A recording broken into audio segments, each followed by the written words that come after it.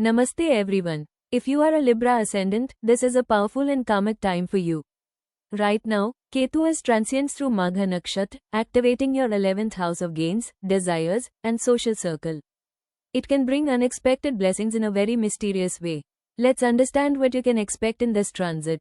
First, sudden gains or hidden opportunities. During this period, you may experience sudden financial gains or opportunities that come out of nowhere. These are not your usual, predictable results. This is Ketu's magic, rewards from your past life karma. You might receive unexpected income, get support from unknown sources, or achieve something you had almost given up on. But here's the twist, you may not feel overly excited about it. And that's okay. Ketu teaches you to rise above material attachment while still receiving abundance. Second, filtering of social circle. Libra ascendants, your friend circle is going to transform. Ketu in Magha will remove fake or energy draining people, distance you from unnecessary social interactions, bring a few genuine, soul connected people into your life. At first, you may feel like you are becoming more isolated. But trust this process, this is divine filtering, not loss.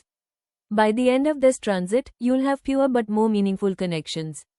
Third, rise in status without effort. Magha Nakshatra is connected to royalty, authority, and ancestral blessings. For you, this can bring recognition in your work, respect from others, leadership opportunities. Even without chasing attention, people may start noticing you more. This is because Ketu activates your past karmic power, especially related to status and achievements. Fourth, spiritual growth through silence. Libra is a sign that loves balance and relationships. But during this transit, you'll find strength in solitude. You may naturally spend more time alone. Reflect on your life direction, feel drawn towards spirituality or meditation. And this will bring you inner peace like never before. To summary, true connections, unexpected success, and most importantly, inner clarity and peace are guaranteed during this transit. To get the most positive outcome, please follow these simple remedies. Strengthen Venus, your Lagna Lord. Ketu can disconnect you from happiness and clarity, so Venus needs support.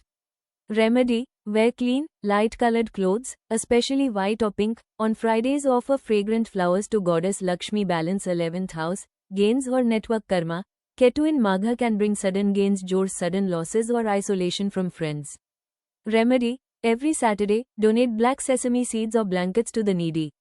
Avoid ego clashes with friends or elder siblings.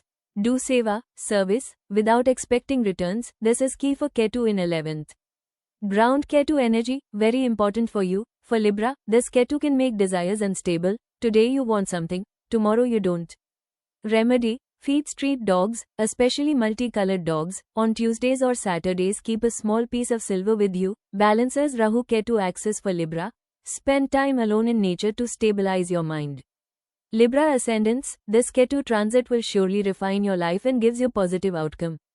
If this resonates with you, don't forget to like, share, and subscribe for more such powerful astrology insights.